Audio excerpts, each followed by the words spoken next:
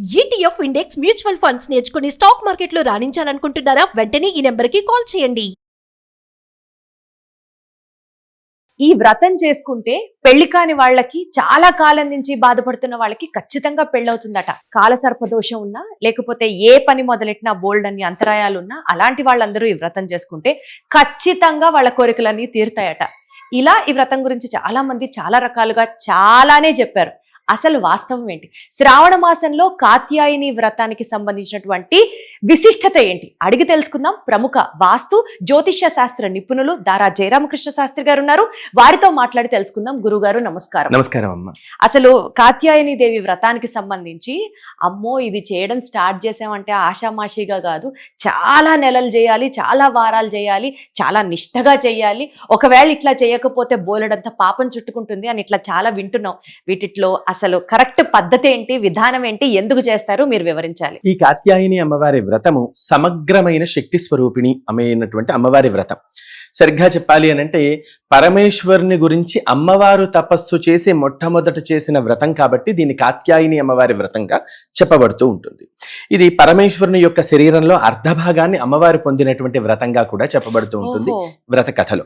ఇది మామూలుగా 7 అనేటువంటి సంఖ్యతో కుజదోషం గాని, కాలసర్పదోషం గాని, మృతవంధ్యాధిక దోషాదులు గాని, అంటే పంచమ స్థానంలో కావచ్చు, సప్తమ స్థానంలో కావచ్చు, నీచగ్రహాలు కలిగి ఉండి ఎవరైతే స్త్రీ చాలా ఇబ్బంది కలిగించేటువంటి స్థితి, ద్వికళత్ర యోగము అనేటువంటి స్థితిగతులు ఉన్న వ్యక్తులకు ఇది నివృత్తిగా చెప్పబడుతూ ఉండేటువంటి అతి గొప్ప వ్రతాలలో అతి గొప్ప వ్రతం ఇది. ఇందున ఇది 7 వారాలు చేయవలసినటువంటి వ్రతం. 7 వారాలు 7 మంగళవారాలు చేయాలి. 7 అనే సంఖ్యను మనం నెగిటివ్ గా చెప్పబడుతూ ఉంటారు. అవును, ఏదో ఏడుపు అనే శబ్దం వస్తుంది అని. కానీ ఇది 7 వారాలు చేయవలసినటువంటి కాత్యాయని వ్రతం.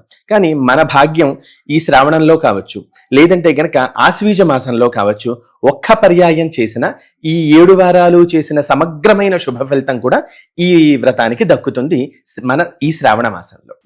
రెండవది, ఈ శ్రావణ మాసంలోనే 7 ముత్తైదువుల్ని ఒకే రోజున పిలుచుకుని అందరికీ కూడాను చీర, రవిక, పూలు, గాజులు వాయనం ఇవ్వడంతో ఈ వ్రతం పరిపూర్ణంగా పరిసమాప్తం అవుతుంది అనేటువంటి మాట కూడా ధర్మశాస్త్రంలో చెప్పబడి ఉన్నది.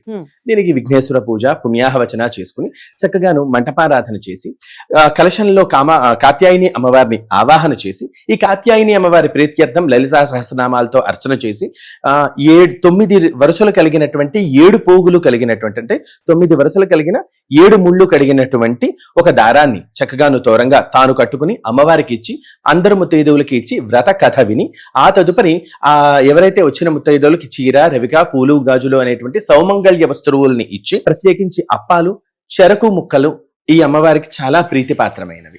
ఈ కుజగ్రహ దోషాన్ని నివృత్తి చేయగలిగినవి కాబట్టి చెరకు, అప్పాలు కుజుడికి చాలా ప్రీతి కాబట్టి అమ్మవారికి కూడా అదే ప్రీతిగా సమర్పిస్తారు. అవి సమర్పించి ఆ ముత్తైదువులకి ఇచ్చి వారి చేత అక్షింతలు వేయించుకోవడం కారణంతో ఈ వ్రతం పరిసమాప్తం అవుతుంది. ముఖ్యంగా ఇట్లా చేయడం వల్ల పెళ్లి కాని వాళ్ళకి పెళ్ళవుతుంది అన్నది నమ్మకం. వివాహం అవుతుంది, అన్యోన్య దాంపత్య జీవితం కలుగుతుంది. శివపార్వతులు ఏ స్థాయిలో అన్యోన్యత ఉన్నదో అంత అన్యోన్యత కలగడం కోసమే ఈ కాత్యాయని వ్రతాన్ని చేస్తారు. అంటే ఇద్దరూ చేయొచ్చు, పెళ్ళైన వాళ్ళు, పెళ్లి కాని వాళ్ళు ఎవరైనా చేయొచ్చు. పెళ్లి కాని వారికి మాత్రమే కాత్యాయని వ్రతం. మరి పెళ్ళైన వాళ్ళకి వరలక్ష్మి వ్రతం, మంగళగౌరి వ్రతం అన్ని ఉన్నాయి. పెళ్లి కాని పిల్లలకి ఉన్న ఏకైక వ్రతం ఇదొక్కటే. తద్వారా ఈ వ్రతం వలన ఎంత శక్తి ఉంటుంది అనంటే, వచ్చేటువంటి భర్త యొక్క స్థితిగతులని కూడా, భర్త అవయోగాల్ని కూడా అమ్మవారు తొలగిస్తారు. ఒక దుర్వ్యసనం కలిగిన వ్యక్తి సంబంధంగా వచ్చింది, దాన్ని ఎవ్వరం ఏమీ బాగు చేయలేం.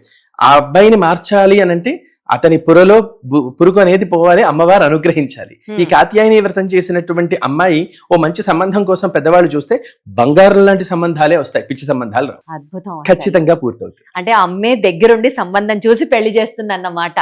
ఖచ్చితంగా. అయితే గురుగారు, ఈ కాత్యాయని వ్రతానికి సంబంధించి ఇందాక మీరు అన్నారు కుజదోషం ఉన్నా, కాలసర్పదోషం ఉన్నా. సపోజ్ ఇప్పుడు పెళ్ళైన వాళ్ళకి సపోజ్ కాలసర్పదోషం ఉంది అని అనుకుందాం, వారు ఈ వ్రతం చేయడానికి అర్హులు కాదా? అనర్హులండి. వివాహం కోసం చేసేటువంటి వ్రతం ఇది మాత్రమే. అంటే కన్నే పిల్లల కోసం మాత్రమే చేసేటటువంటి వ్రతం. అవును. ఉదయం నుంచి సాయంకాలం వరకు కూడా ఉపవాస దీక్షలో ఉండి ఈ వ్రతం చేస్తారు. ఏమీ తినకుండా Hmm. ఆ ముత్తైదువులకి ప్రసాదం వాయనమిచ్చి వాళ్ళు తిన్నాక ఆ తర్వాత పూజ ఎక్కడ చేసుకున్నారో ఆ పూజా స్థానంలో ఆ పలహారం అమ్మవారి నివేదన తింటే అక్కడికి ఈ వ్రతం పూర్తయినట్లు లెక్క. గురుగారు, ఇప్పుడు ఈ వ్రతాన్ని ఎవరైనా ఇంట్లో ఆడవాళ్ళు చెయ్యాలి అని అనుకుంటే ఆ పుస్తకం యూజువల్ గా మనకి దొరుకుతాయి కదా, అవును. కాత్యాయని వ్రతకల్పం, అవును. అలా ఏమన్నా చదువుకొని ఇంట్లో చేసుకోవచ్చా, లేదంటే ఎవరన్నా ఒక పురోహితుడిని పెట్టుకొని ఆయన సమక్షంలోనే చేయడం ఉత్తమం? పుస్తకం తీసుకుని చక్కగా ఇంట్లో చేసుకోవచ్చండి. మాకు అసలు విఘ్నేశ్వర పూజ రాదు, అసలు ఏమీ తెలియదు అన్న వాళ్ళకి మాత్రం ఎవరైనా ఒక అర్చక స్వామి వారిని పిలుచుకుని లేదా ఒక పురోహితుడిని పిలుచుకుని చేసుకోవడం మంచిది.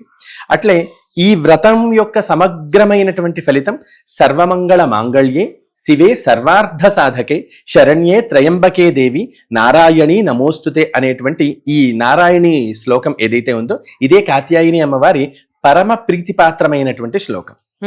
ఈ శ్లోకాన్ని పారాయణ చేసినా కూడా ఈ వ్రతం చేసినటువంటి ఫలితంలో కొంత భాగం వస్తుంది. ఎవరైనా మీలాంటి వాళ్ళు ఇలాంటి వ్రతం చేయిస్తే, ఈ వ్రతం చేసుకోవాలి అని అనుకునే వాళ్ళు మీ దగ్గరకు వచ్చి సామూహికంగా మీరు ఏమైనా నిర్వహించే ఆస్కారం ఉందా? ఉంటే అలాంటి డీటెయిల్స్ ఏమన్నా ఉంటే మా ఆడియన్స్ కి తెలియజేయాలని మనవి. తప్పకుండా ఈ పర్యాయం నేను మీకు తెలియజేస్తానమ్మా. ఈ రోజు అయితే అమ్మవారి సన్నిధానంలో వ్రతం జరుగుతోంది. ఈ పర్యాయం ఎప్పుడైనా జరిగినప్పుడు ముందుగానే నేను మీకు తెలియజేసే ప్రయత్నం చేస్తాను. తప్పకుండా. ప్రస్తుతానికి ఈ వీడియో చూసే వాళ్ళు చక్కగా ఆ అమ్మవారిని దండం పెట్టుకొని మనసులో ఉన్న కోరికని చెప్పుకొని అవన్నీ తీరాలని కోరుకుందాం. మీరు హ్యాపీగా ఉంటారు, నేను హ్యాపీగా ఉంటాను. థ్యాంక్ యూ సో మచ్ గురుగారు. నమస్కారం.